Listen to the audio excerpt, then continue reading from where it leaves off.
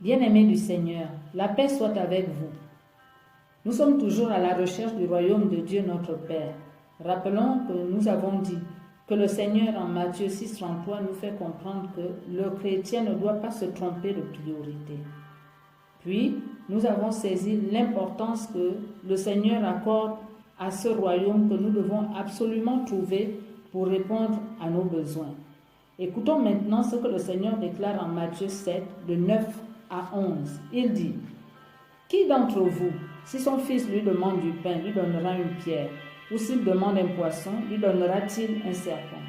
Si donc vous qui êtes mauvais, savez donner de bonnes choses à vos enfants, combien plus votre Père qui est aux cieux donnera-t-il de bonnes choses à ceux qui le lui demandent? » Bien-aimés, frères et sœurs, imaginez, pensez à toutes les bonnes choses qu'un père peut donner ou souhaiterait donner à son enfant, que cela soit des choses matérielles comme spirituelles.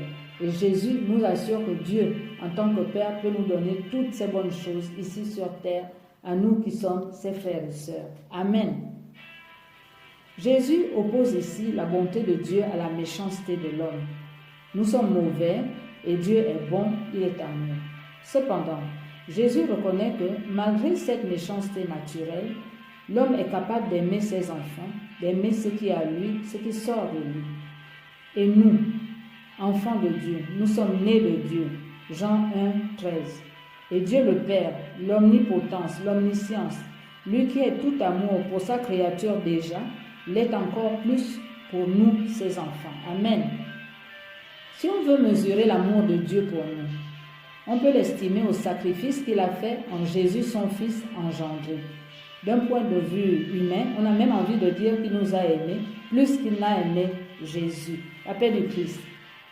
Alors, après avoir fait une telle démonstration d'amour pour vous et moi, est-ce que vous pensez que c'est des choses comme la nourriture qu'il ne peut pas nous donner, des choses que Jésus multipliait à partir de presque rien pour nourrir une multitude de personnes sans que personne ne comprenne comment il a fait ça? Matthieu 14, de 13 à 21. Alléluia. Bien-aimés. Cependant, le Seigneur dit qu'il faut chercher le royaume et sa justice. Il a aussi parlé de justice en effet. La justice, c'est ce qui est conforme au droit, à l'équité. C'est le droit qui est appliqué dans son royaume. On va dire que c'est la manière de faire, d'agir, de voir, de régler les problèmes, de récompenser, de punir, etc. Tout cela doit être conforme au droit, à la loi du royaume de Dieu, à sa façon de penser. Le royaume de Dieu a une justice qui est différente de celle du monde. En effet, la Bible nous dit qu'Abraham eut foi en Dieu et cela lui fut compté comme justice. Galates 3,6 ou Romains 4,3. Ça veut dire que Abraham a seulement cru en Dieu et c'était suffisant.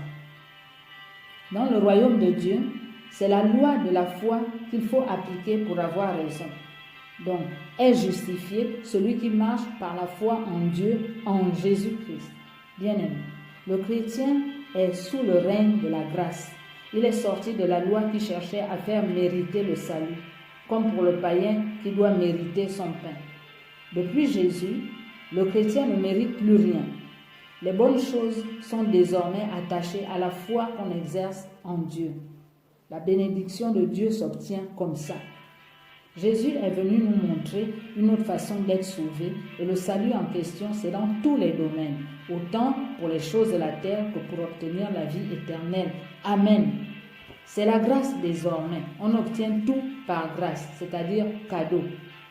Le salut n'est plus un salaire ou un droit. Le mode de fonctionnement du royaume des cieux, c'est la foi en Dieu par Jésus-Christ. Alléluia.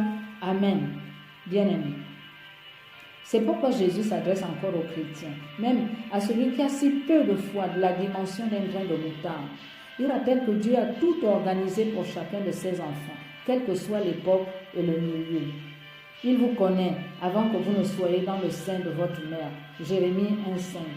Il rappelle que Dieu, votre Père, est un Père responsable et non démissionnaire. Parce que même si une mère oubliait son enfant, lui ne vous oublierait pas. Ésaïe 49, 15 à 16. Il rappelle qu'un père pourvoit aux besoins de ses enfants selon ses capacités et puissances. Et lui, il en a d'immenses. Il est l'omnipotence et il a des projets merveilleux pour vous. Frères et sœurs, nous ne faisons que copier ce que fait et ce qu'est Dieu. Et nous le faisons maladroitement parce que nous ne sommes que des humains. C'est pourquoi Jésus nous invite à la foi en Dieu qui est aussi la justice. Il nous demande simplement de croire en Dieu en tant que Père, de faire confiance à la providence et de ne pas nous inquiéter. Lui, Dieu qui est parfait, nous donnera encore mieux que ce que nous pouvons demander ou imaginer. Galates 3:20. Voilà pourquoi il nous dit en Matthieu 6:25, ne vous inquiétez pas pour votre vie, de ce que vous mangerez, ni pour votre corps, de quoi vous le vêtirez.